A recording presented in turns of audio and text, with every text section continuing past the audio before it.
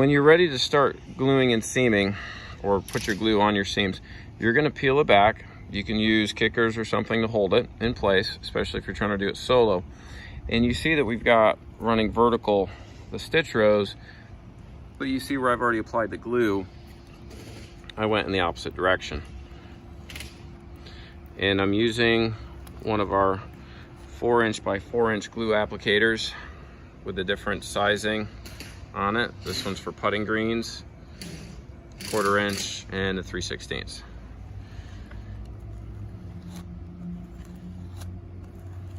It's important that you want to get on both sides of the dotted line, which should line up with where your seam is at.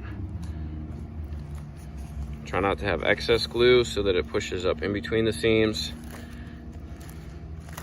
And then you can come back in and add as needed.